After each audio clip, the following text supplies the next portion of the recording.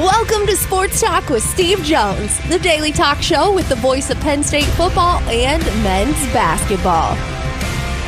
You never know what special guest may stop on by any given day. Now here's the man of the hour, Mr. Steve Jones.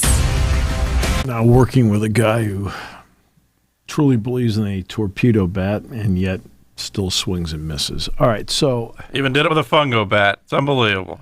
It's not right. Do you ever think it was operator error? It might have been.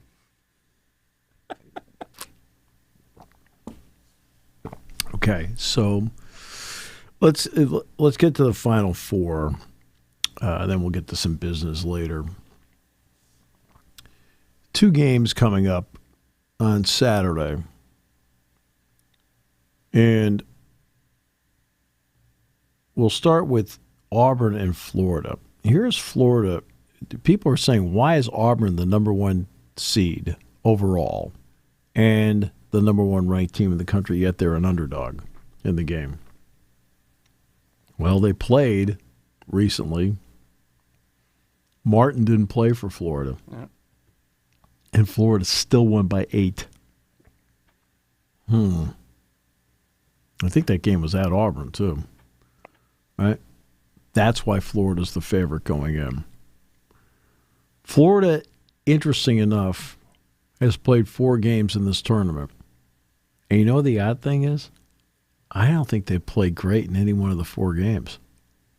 I mean, they've had spurts. They've had spurts where suddenly they put it together, and they've used those spurts to win and move on. But they've had to fight their guts out to win a couple of these games because they haven't really played all that well, yet they're winning. Clayton's having a great tournament. Hawk's having a great tournament. Condon's been pretty good. And it's going to be interesting to see for Auburn. It's been a week, but, Janai Broom's ankle. Is he okay for Saturday night? The big element for Auburn is this. They do a lot of things very well. They're a really good defensive team. Offensively, they're fine, except for one area. Their shot selection sometimes just flat out is mystifying. They'll just come down the floor, fire up a shot. Like, what are you doing? Run an offense. Like, I'm talking like no passes. I'm talking about no passes and fire up a shot. Baker Mazara is the worst at it. He'll come down the floor. I'm shooting. Like, what do you know? Run a set here. So Auburn's shot selection is going to be one of the keys in this game. If they can get good shot selection, because Bruce Pearl is a very good offensive coach. And ironically, this is coach against pupil. The Maccabea games, I think it was like 2010, 2011. Todd Golden, who had been playing at St. Mary's, was on that team that Bruce Pearl coached back then. So, just a little linkage between the two. And shot selection is going to mean something in this game on both sides. But Auburn has a tendency to get happy on the farm and just start taking shots where you sit back and go, oh, okay, I know you're probably talent-wise better than the team you're facing, but now the talent has evened up. You can't be down there just taking the first available shot you see because you're in the mood to take it. You got to be smart about what you're doing out there. And they've got a couple of guys that are like that, especially Baker Mazara. Now, the other game, Duke and Houston. Houston is one of the better defensive teams I've seen in recent years. They play beautiful defense. They get in your grill when they need to drop and get into drop coverage. They play great drop coverage. And they're terrific at it. So, but now they're facing a team, after beating Tennessee, Ziegler is not a tall point guard. And Houston has really terrific length. But Ziegler is on the smaller side for point guards. So they were all over him. That's not Duke. Duke doesn't have a starter under 6'5". Proctor is 6'5". That will be something they'll have to deal with after having the advantage over most point guards that are shorter in this tournament, and Ziegler absolutely being one of them. Now let's go to the next part. Is there anything along the way that has given Houston a little bit of trouble? Well, Tennessee didn't, especially with 15 points in the first half. But what is Tennessee usually not? They're usually... Oh, this will be entertaining. Go ahead. Go for it. No, go ahead. Oh, wait for... I just want to see if you watch the games or not. I did watch the games. You sure? Yeah. Oh, just give me one eye. Tennessee's not really a big pick and roll team. Hey, who gave them trouble? I'd say inside period, but Braden Smith yeah, and Kaufman Wren gave them trouble with pick and rolls. Guess who's a really good pick and roll team? Duke. Yeah. And can Houston do a better job of covering up pick and roll offense? Because Purdue gave them fits with it, especially down the stretch. And Purdue's problem, they didn't have enough guys hit shots on the outside. As I said last week, Lawyer wasn't going to be able to get it done. He has not played well all year. Colvin, is in the transfer portal. And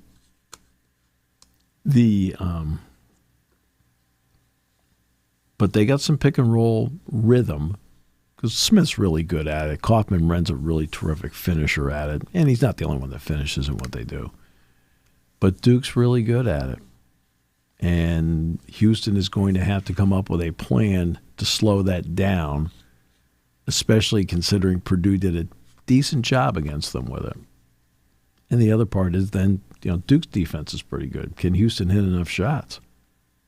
So that's what I'm looking at for the games coming up on Saturday to this point. Alex Ovechkin, by the way, 3 goals away now. And they have 8 games to play. And Washington's playing great. Yeah. I think they're a point out, or if not the number 1 team right on the East. East, yep.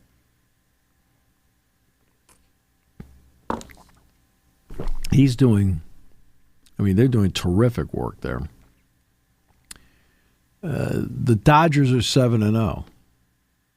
Best start for a defending champion, I think, since the Yankees in the 30s. They're 33.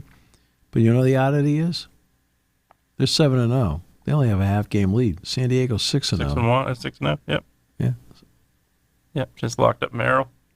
Yeah, Jackson Merrill, 9-year contract, yeah. The Braves are 0-6. Yeah. Sad day in baseball. Boy, that was said with hate. Jeez. Taylor Battle arrives today to be part of the Penn State basketball coaching staff. We wish Jimmy Martelli, by the way, nothing but the best. Jimmy is a great guy, excellent coach, great family. He's going to be missed, but I completely understand we're blood thicker than water, and he's going to go down and he's going to work with his brother, Phil Jr., as the new head coach at VCU. So enter Taylor Battle, who joins the Penn State basketball staff and is here today. And according to Mike, is fired up about being back here at Penn State. So this is coaching stop number 4 for him. Penn State, Northwestern, Ohio State, back to Penn State. He has a lot to offer. Yeah, absolutely. No, he has a lot to had some good long talks with him, especially when he was at Northwestern. I talked to him for a little bit for the Ohio State game. Brought your name up. You got all nervous. Yeah. Called his brother's games too, so that's probably No, Made him nervous. Well, no, he said he never knew what the score was or where the ball was. I mean, I don't know what that means. I was watching the scoreboard the whole time, trying to see if it would change. You got to watch the game. A message from this station and the ad council. So,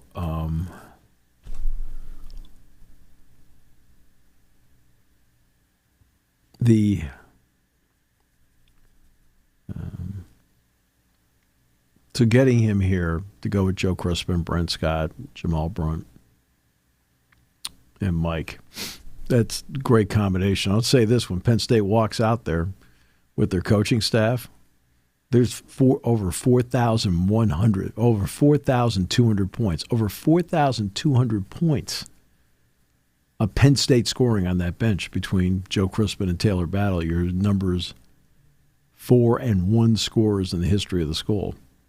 It's pretty good. And that's just a great addition. And having people on staff that have Penn State ties, you don't have to be a Penn Stater to be a Penn Stater. And I'll give you an example. James Franklin may not be a Penn State grad, but he's a Penn Stater. Mike Rhodes may not be a Penn State grad, but he's a Penn Stater. I mean, they deeply believe in the place.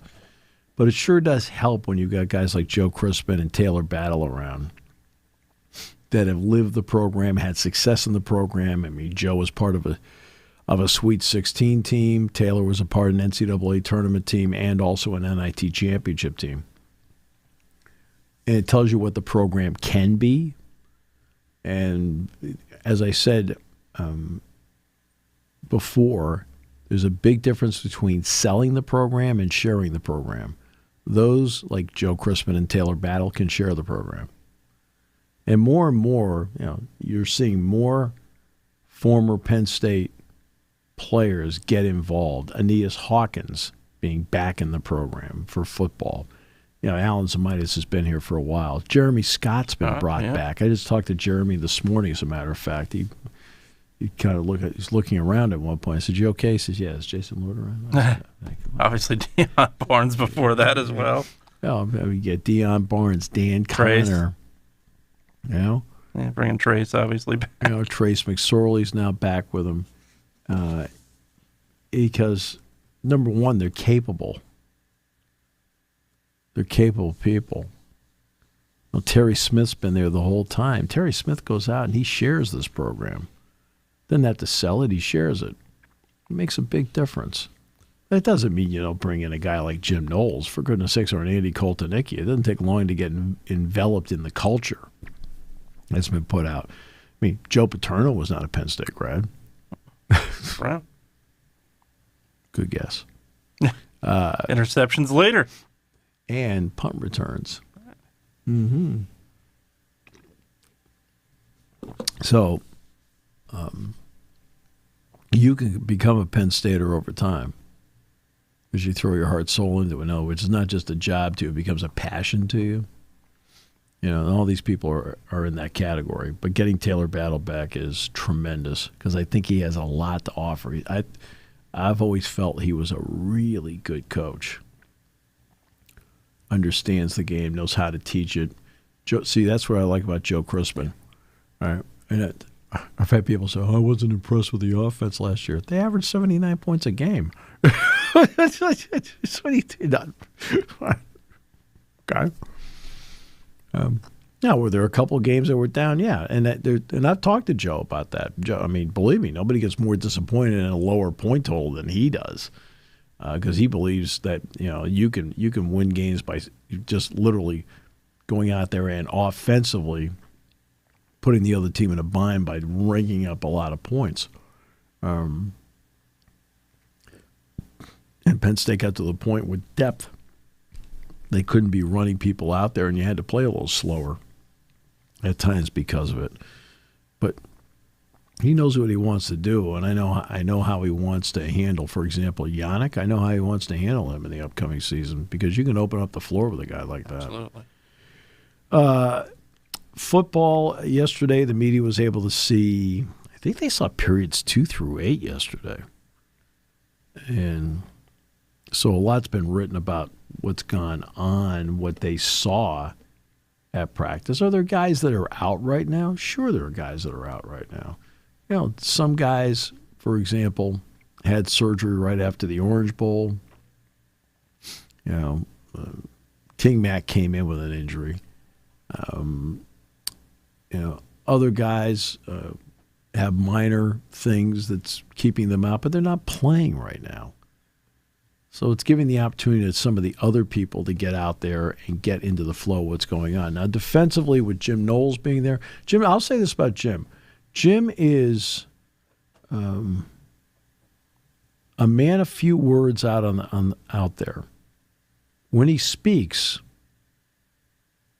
everybody looks right away and commands something. He takes a lot of notes and is universally respected by the players. That's big. He's got that going for him. But again, when he's out in the practice field, he'll talk. Whatever. But he's not. It's not constant chatter. You know, at one point he looked around. I said, Jimmy okay? He says, yes. Yeah. Jason Lorder? I said, no. I've only met Jim one time so far. And that was enough for him to get a That was enough for him to say, get out of here? Mm-hmm. So, smart. Andy Koltanicki is now in his second spring with Penn State football. I mean, sometimes it feels like people have been here a long time. That's one, absolutely. Right? And same thing with Justin Lustig. I mean, Stig's it's his second year as well. And there's just more of a comfort level as to what you're doing and why you're doing it. They have depth on the offensive line, which it has taken them a long, arduous trip to get to this kind of depth on the offensive line. And we all know about when James came in, there were 5 offensive linemen. We all know they took Derek Downey and Brian Guy and moved them from defensive tackle to offensive line because they needed people. I'll never forget when Donovan Smith got hurt for a game. I think it was going into the Ohio State game, and Angelo Mangiero had to go from center to left tackle, and then Wendy Laurent became the starting center. Because that's, you're trying to put your 5 best guys out there. It's not a question of taking the number 2 tackle and moving the person up. Now, when you develop depth like they have developed, when then Anthony Donko gets hurt, Nolan Rucci does move up. And guess what? It turns out really good. I mean, Rucci played really well for Penn State last year. Absolutely. And Donko is a guy, look, Donko was not one of those highest of high recruits when he came in here, and initially he played guard. Then they moved him out to tackle, and they found out he was a darn good tackle on that right side. All right, you've got, the depth part of it. Donko, Javen Williams. Cooper Cousins is, all right, with J.B. Nelson and Venga Ioane there. He's over there right now, right, in that depth piece. They really can go 9 guys comfortably. 9 guys. Because eventually Donko's going to get back. Yeah, absolutely. Okay? And you sit back and go, that's quite the deal. And you do get to a point when you have older players. So now you get older players in there. Shelton's in his 4th year. Ioane's in his 4th year. Dawkins is in his 5th year. Rucci is now going into his 5th year. And J.B. Nelson is in his 3rd year because, he's a JC guy. But they've all been there long enough where now they're taking the younger offensive linemen. And I haven't even mentioned T.J. Shanahan yet, who came in from Texas Tech. Another important piece moving forward. But when you can take younger offensive linemen and you have older ones that can set the example and tone, it makes a big difference. Peer coaching is important in sports, on the collegiate level especially. When you are secure enough in who you are and can pass along the knowledge to other people, it makes a really big difference in the program itself. And the ability of a player to hold another player accountable is also important in all of this. And I think that's something that moving forward, when you build a program and you build a culture and you build the depth, suddenly you've got a Tariq Castro Fields telling a younger corner how to play a certain coverage, and then all of a sudden that then morphs into a Johnny Dixon telling, or a Joey Porter Jr. or a Kalen King telling a younger corner how to play something, which then morphs into an Elliott Washington and an A.J. Harris telling maybe a Johnny Mitchell or Kenny Wosley how to play a certain coverage. Right? Or a Zakee Wheatley talking to an Antoine Belgrave Shorter or a Vabu Toure or whomever how to play the safety spot in such a way. That you can't put a price on that. You can't put a price on that.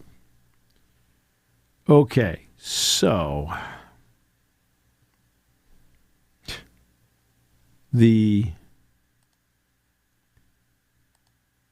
talked about the Final Four. Ratings, by the way, for the Elite Eight, huge on Saturday. A fallback on Sunday.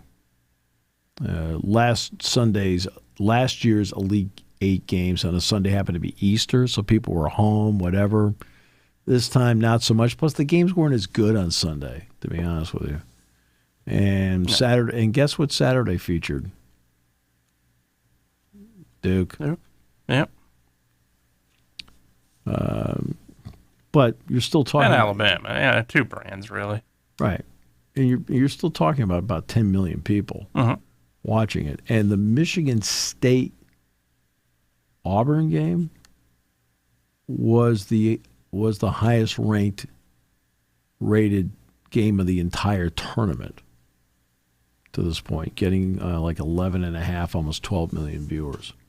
It's pretty impressive. So the NCAA still has some life. The women's tournament's been in the Sweet 16, averaged about 1.7 million viewers, which is good. It's really good. Really, really good. And, yeah. Next week will be potentially a watershed moment for college sports. Oh, by the way, Giancarlo Stanton will not blame ailing elbows on torpedo bats. How about that? It's let me talk about the torpedo bat for just a moment. This is a case where modern technology makes a difference. I guess what they did is they went to MIT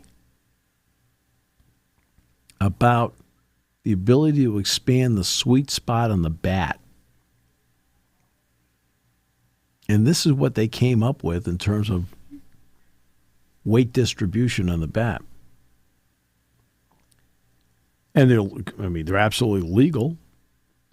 And if it puts more jump into the game, I'm all for it. Sure. I mean, that's as long as it's legal, absolutely. Right. But what they've done is they've changed. There's a slight change in the shape of the bat. You spread out the sweet spot. Now, you still have to hit the ball in the sweet spot. Let's not completely say, oh, it's the bat. The skill of the player still has to come into play.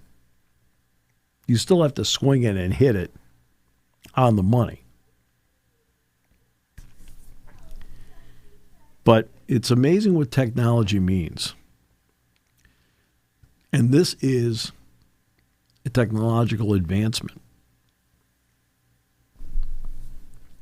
It may not be, we'll find out long term what it means. But short term, it's been interesting to watch. And long term, is it equipment wise? We can talk equipment wise as to all the advancements made in football equipment wise and helmets and so forth. And hockey, something as simple as the curved stick.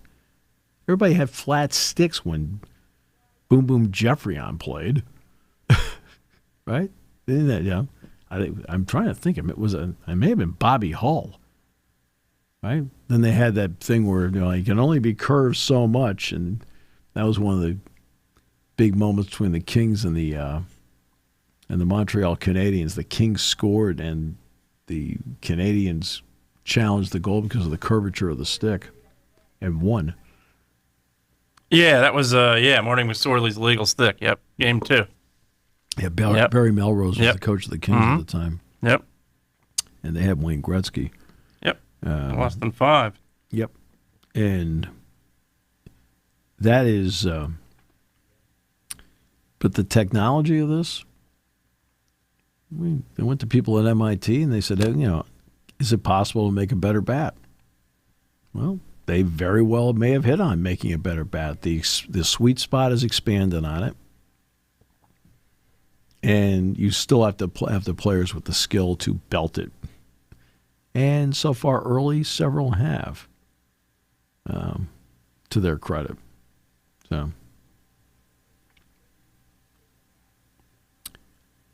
So good news there. And we'll see how it plays out. I think Paul Skeens goes again for the Pirates tonight. Yep. Oh boy,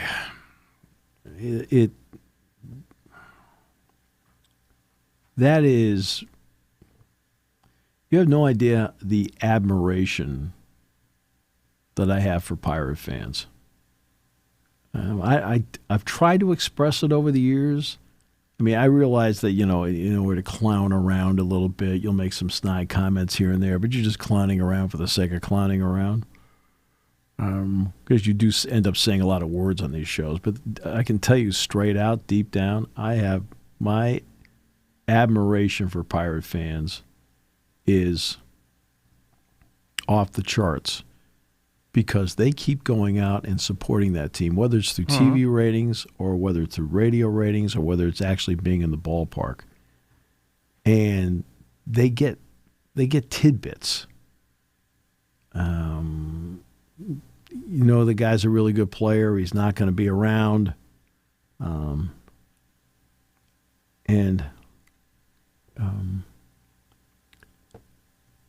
You're looking at a guy like Paul Skeens. Everybody aches to have a number one like that. They ache for that. What are the odds he ever pitches a playoff game for Pittsburgh? Because they just don't spend the money to put a team around him.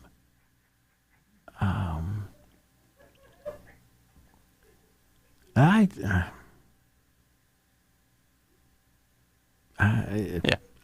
can't hold the lead. The guy takes a 4-1 lead into when he's out of the game, and he can't hold the lead for him. And this happened all last year too. It's like I just can't put a handle on why they don't take a winning approach.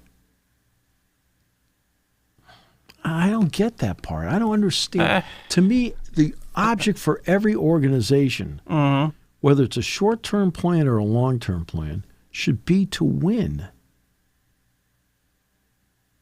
Because guess what? What does my consumer want? My consumer wants to watch something that's fun, exciting, enjoyable, but the bottom line is, what accentuates that if it's a sports product? It's winning. And I don't understand why the lack of commitment to winning. And I'm not saying spend the money the Dodgers spend. That's, no offense. There's the commitment to winning and there's absurd. Okay. I mean, are they winning? Yeah, they're winning all right.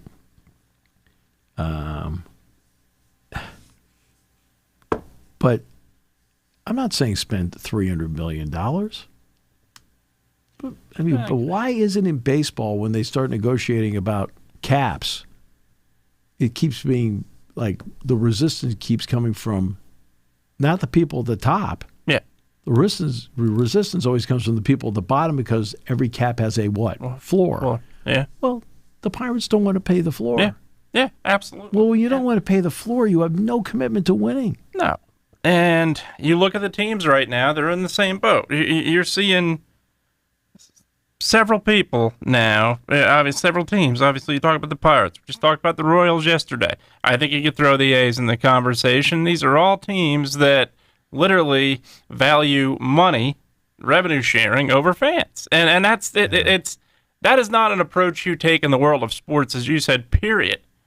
There's no way. And for a fan base, you're right, for a fan base to continue to be loyal to them takes a lot. I would fully understand why they're not loyal. When you have clearly have an ownership that does not care at all about whether or not they win or lose, they just care about what check they get, that's not going to do it. Pirate fans are among, they may not turn out in the same numbers as other fan bases. It's a smaller market. But they're as loyal, as passionate, and they don't get the return on their emotional investment. That's why the 3 years where they made the playoffs, and 1 year they won 98 games. Yeah. Everybody knows I'm not a Pirates fan. Same. Right? I'm not a Pirates fan. In other words, doesn't mean I don't like them, right? Because I'll go to Pirates games. I went to a Pirate game last year. Now, admittedly, it was against the Red Sox, so I wanted to see the Red Sox play. Because everybody knows I grew up in New England. That's the team I grew up with. That doesn't mean I'm anti-Pirate. Just because you're not a fan of a team doesn't mean you're against the team. Not in the least. I've now lived here in State College. I've now lived here 47 years. Well, in 47 years, I've watched a lot of Pirates baseball, either in Three Rivers or PNC Park or on TV or listened to games on the radio. All right? And so when they won those 3 years, you have no idea how happy I was to sit in this chair and talk about the fact that they were playing playoff games. It was meaningful, how excited the fans were. It was a lot of fun for me because I've seen the Pirate fans go through all the bad days. And look, yeah, we make jokes and so forth. That's just part of the entertainment of the show. And you're sitting back saying, "Well, I don't find it entertaining." It's like, I got you. I can understand where you're coming from. Channel. Right? Well, I don't want them doing that. Jeez, aren't you quick to jump ship? Look, God, it doesn't take much for you. I think we entertain people. It doesn't take much for you. The listeners that are loyal, I love them all. Every time I turn around, you're looking for a life preserver. I can't swim. That's a different story altogether. All kidding aside, everybody that does listen, we love you and appreciate you in a lot of ways. But we kid around about, look, because the Pirates can be the butt of the joke, okay? Sure. But not the fans. No, I agree. Fans of that team have been incredible. And I'll never forget reading a column, and it may have been Bob Ryan. It might have been Bob Ryan in the Boston Globe. And this is going back, to the late 80s, early 90s. And the late 80s, early 90s, in Boston, who was really the franchise that was the butt of the jokes? You can do it. In the late 80s? Late 80s, early 90s. What franchise in Boston would be the butt of the jokes? Pretty much everyone in the late 80s, early 90s was the Celtics, though. They weren't. No. Well, the Celtics were bad. Patriots. Sure, the Patriots, too, because they were bad. I'm talking about, remember, the Celtics have won how many championships since 1960? And fell off, obviously. Okay. But the Patriots had never won one. They won how many championships? The Bruins and the Stanley Cups with Bobby Orr, right? Okay. The Red Sox may not have won, I was going to say, right? But they were always there. They were always in it, at least. Always there, always there. Rarely, if ever, there were the Patriots. started in 1960. They played at Nickerson Field. They played at Fenway Park. They played at Harvard Stadium. I mean, Schaefer Stadium, which became Sullivan Stadium, was a $5 million vanilla cookie cutter list. Throw some stands down, make sure 60,000 people show up, and we can be a part of the NFL. And Bob's point was they were the best fans because they were the most loyal fans because they were given very little over the years to cheer about. That's what I see with the Pirates. When you have great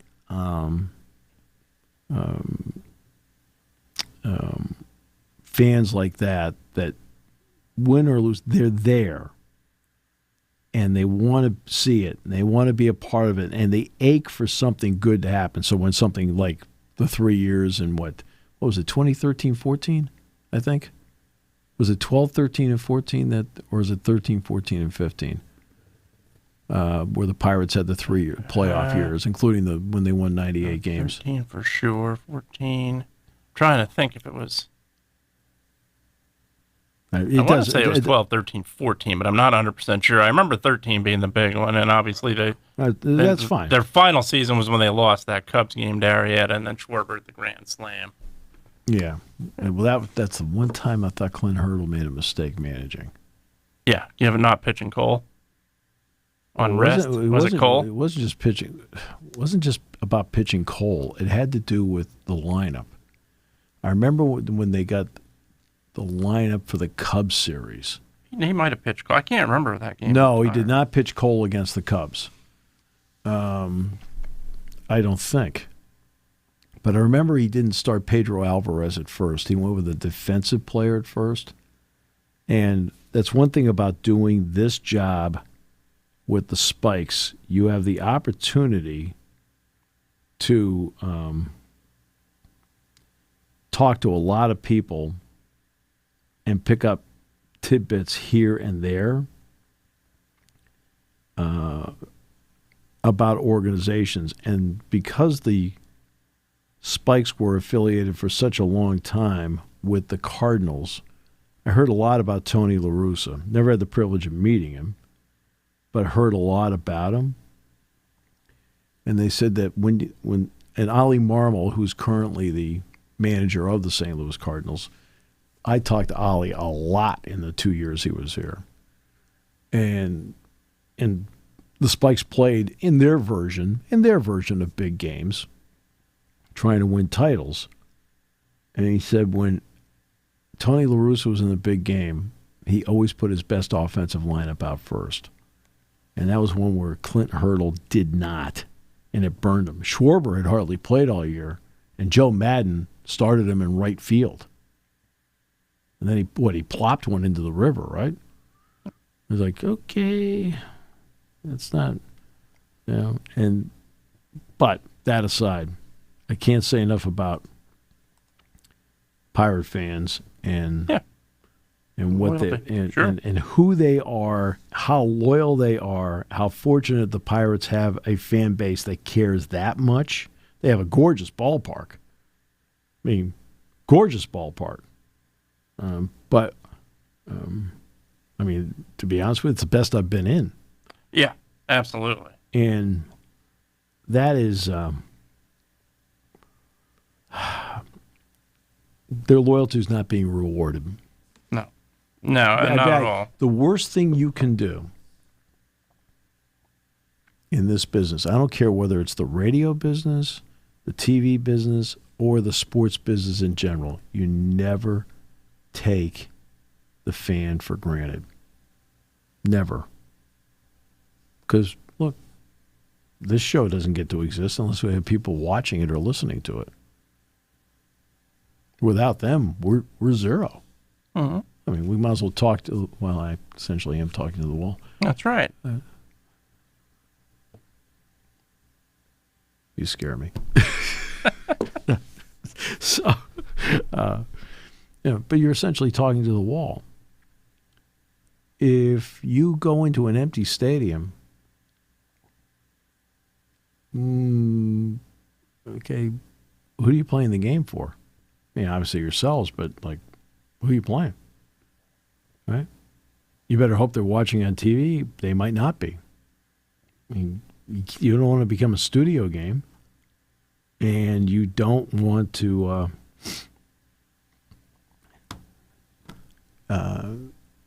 you don't want to see drop-off in viewership. You don't want to see drop-off in attendance.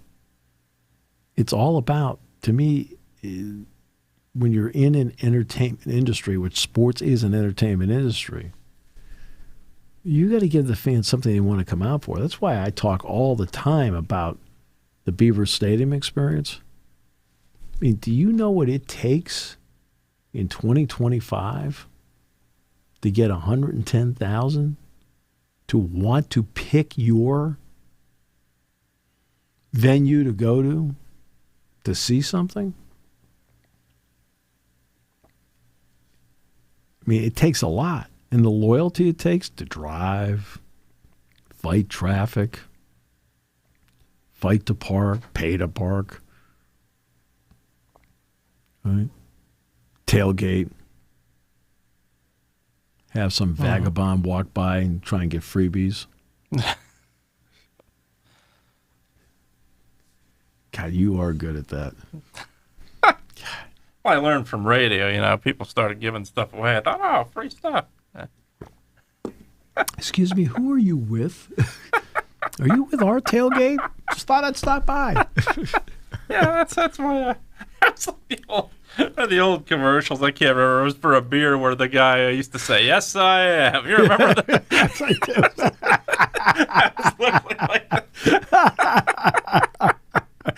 It's literally the Bruce Lee family. You remember the Lee family? Yes, I do. But it takes all that effort to do all this.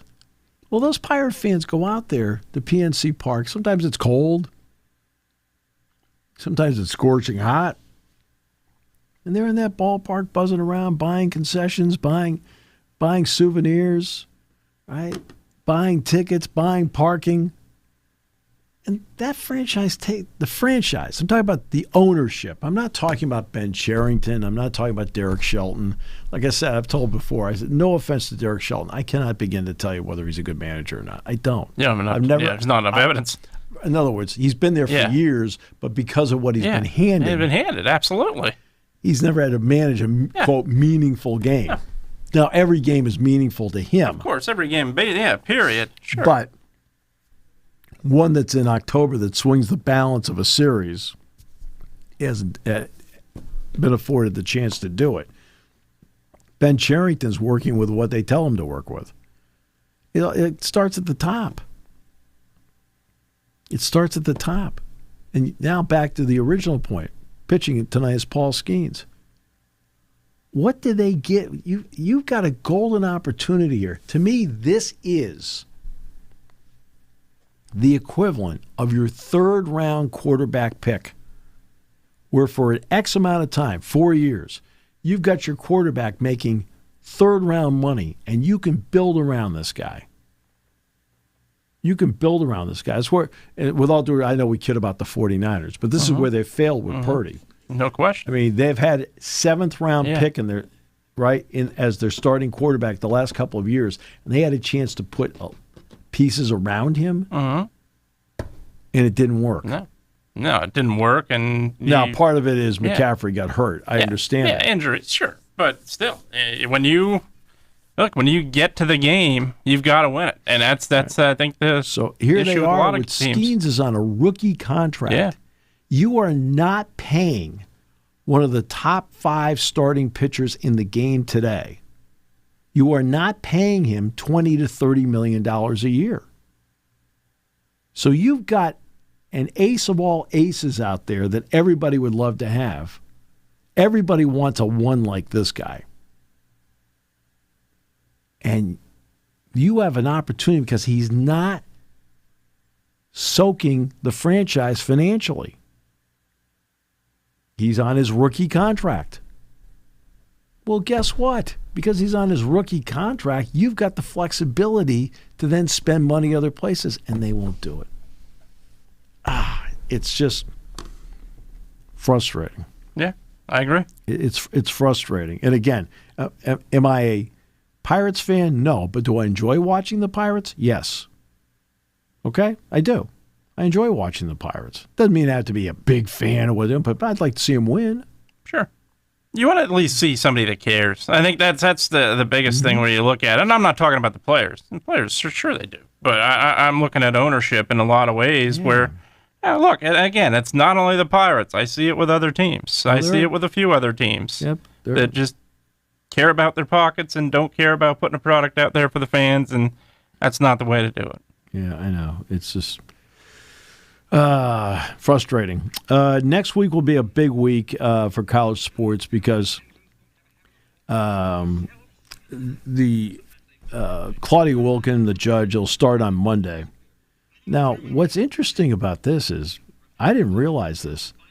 The two primary attorneys in this case, one being Jeffrey Kessler, and I can't remember the name of the other one, evidently aren't talking to each other right now. Like, what are we doing?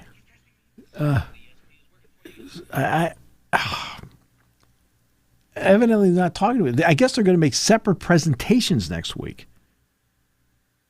Let me see here. I can't remember the other. Who are attorneys in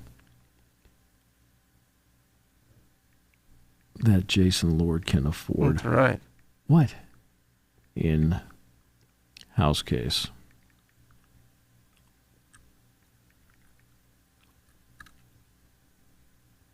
Okay, let's try that. Can't remember the name of the other guy. Naturally, of course, I put an attorney. I got all 10 cases involving ethical whatever. It's ridiculous. What are we doing here? But I can't remember the name. We'll try that. I should have put NCAA in.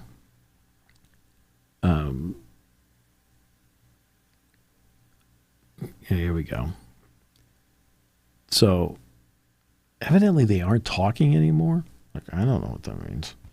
They not talking? What does that mean? And I guess they're going to make separate presentations. Oh, here it is. Thought I had it here for a second. Which now is a different dynamic. Sign of received damages, battling down objections at what being described as intergalactic paradigm shift in settlement that will create,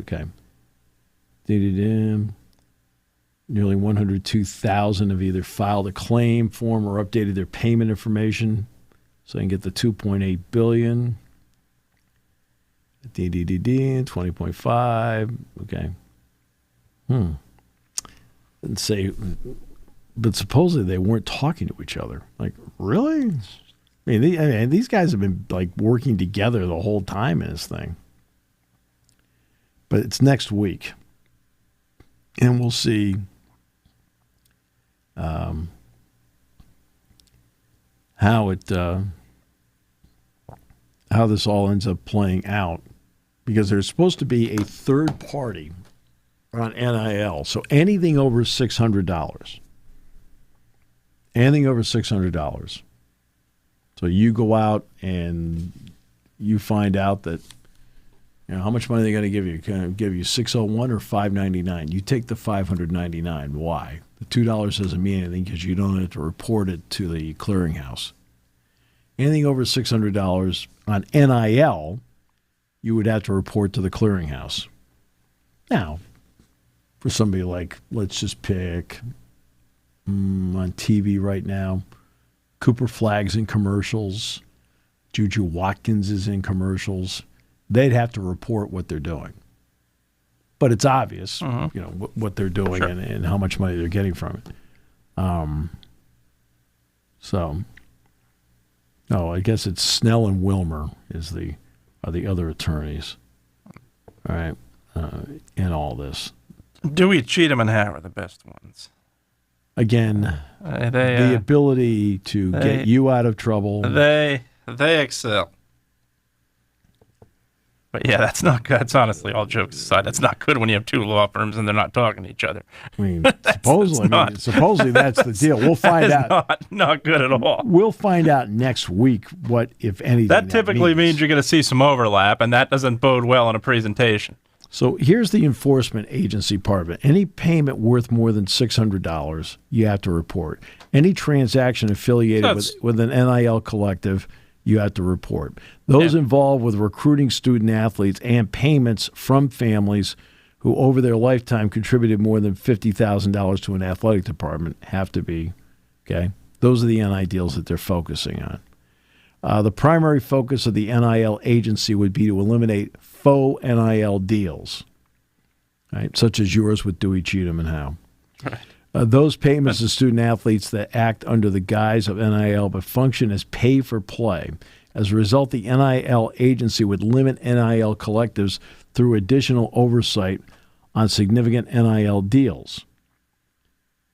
Well, the bottom line is going to be this. I don't know how you enforce that. I don't know how you enforce that. I think you probably would have to. How do you enforce it? I think it's similar, like, to the people that sell stuff on auction sites, and it's usually, I think they're putting in those same thresholds where you can get to $600, but anything else you're going to have to claim, and that's, I think, the same approach they've taken here, where they want a piece of they basically want their share of your income, more or less. It's very similar to a lot of what they're doing there. I think that's the biggest thing. I think that's what. I think for independent contractors, it's the same thing, where for a normal independent contractor that isn't an athlete, obviously. Yeah. But it would be you can go to 600 and then you have to start. Right. Yeah. So I think I think the approach they're taking is very similar to what we're seeing around right now. Like they're not making them pay higher or anything. It's just literally. Well, then there's another case to take a look at that's been moving forward. It's the Johnson decision. In the Johnson decision, former student athletes claim that under state and federal legislation, they should be classified as employees. The Third Circuit Court found the plaintiffs alleged a significant employment relationship. As a result, it created a new test for student-athlete classification under the Fair Labor Standards Act. Now, with House, the new test may allow courts to find student-athletes as employees. Look, this whole thing is going to be riddled with lawsuits.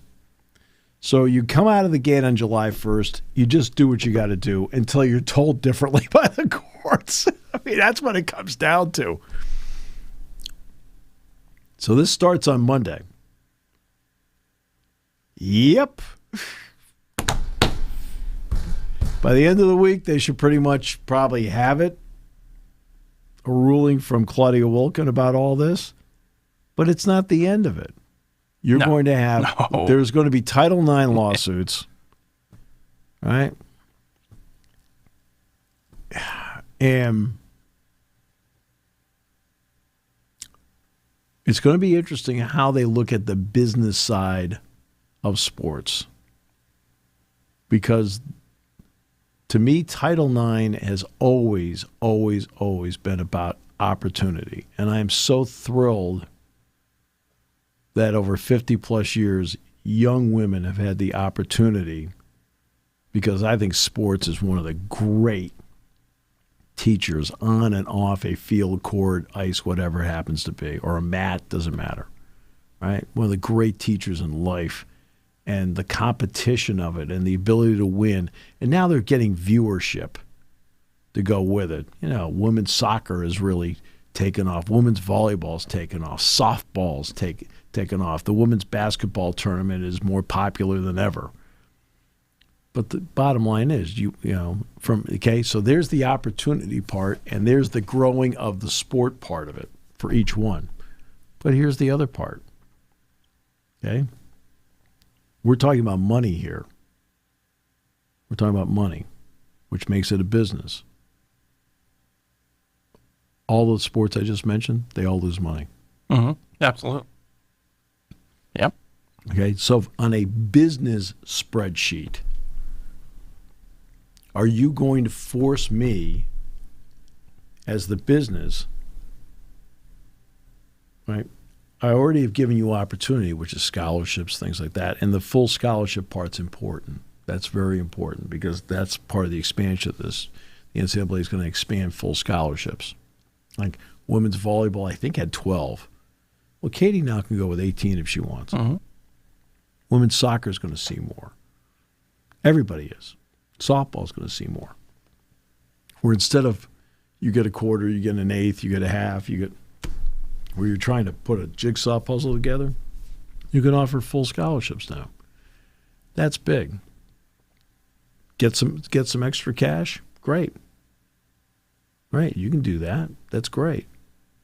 But when it comes to the big money, in a business, the big money is invested in the one that can bring the return so you can still, which still allows you to have those sports. If you have a failing football program and you're losing money in it, you got to start looking around about, what am I going to do here? Can we somehow get this to make it be a money-making proposition, which can then save everybody's bacon? I mean, because remember, Penn State, when you're talking about football profits, you're talking anywhere from $45 to $60 million in profit. Well, do they get all of it? No, of course not. You got to make up for other people's losses, which I have no problem because this is not a for-profit situation. If you can get a rainy day fund of somewhere 5 to 10 million, 4 to 10 million, something like that, great, because there are going to be rainy days. But the bottom line is, the question's going to be, should a women's rower have the ability to make as much money as the starting quarterback? I'm not devaluing the women's rower. I mean, I can kayak, but rowing? No. I mean, and to do it like that with the skill, the strength, everything, I'm not in any way, shape, or form devaluing it. But as a spectator sport where people buy tickets to see it, people don't buy tickets to see rowing. Parents will go to it. Maybe some people deeply embedded in the sport will go to it. There's, a couple hundred people along the banks of the river watching it, as opposed to 102,000, because women's rowing's at Ohio State, 102,000 in the horseshoe watching Will Howard play quarterback. Yeah. That's going to be the argument on this. Because of all this money being brought in, you have the opportunity to go to school for free. And the argument's going to be, well, I'm an athlete, he's an athlete. It's going to be up to the courts as to how they look at the business model of college sports, because in the real world of professional sports, starting right guard does not make as much as the starting quarterback.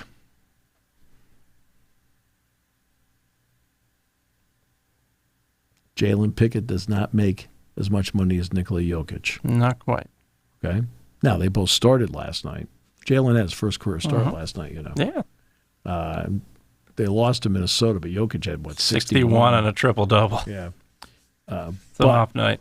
But Jalen Pickett and Nikola Jokic are both playing in the NBA. They both started last night in the NBA. Well, are they getting the same money? No. That's called business. Okay. I mean, is Dalton Knecht getting the same money as LeBron James? Not quite. No.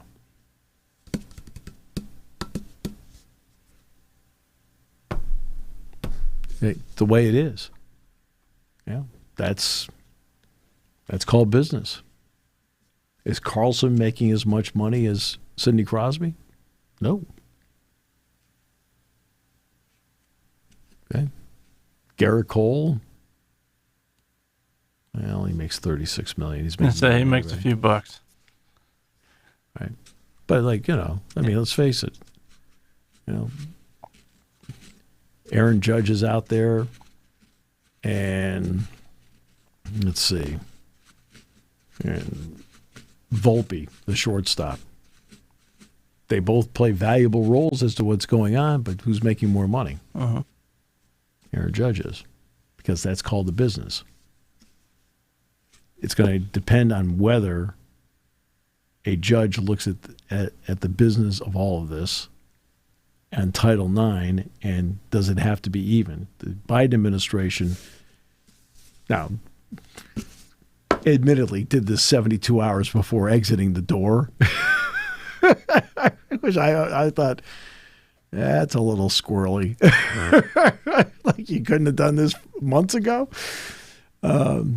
Said that it had to be 50-50, but it was only guidance. And, of course, we pointed out in the show the Trump administration would probably come in and change that, which they did. Because they have a different viewpoint of business versus government and so forth. There's a different, there's a lot of business people in the Trump administration. Right? So they look at it as a business. It's just all in viewpoint. The Biden administration were like lifelong government people, so they looked at it as government regulation. Now, you may be all in favor of that. That's fine. I'm just explaining why the different philosophies. You can pick your own political bent as you want. I know you often try to get people to write your name in for College Township Council, but it's... And they never vote me, I'll tell you. Never vote me once, I'll tell you. It'd be nice if you actually lived in College Township. That's right. Yeah, it's...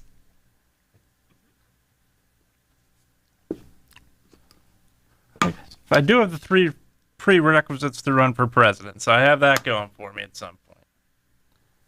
You're an American?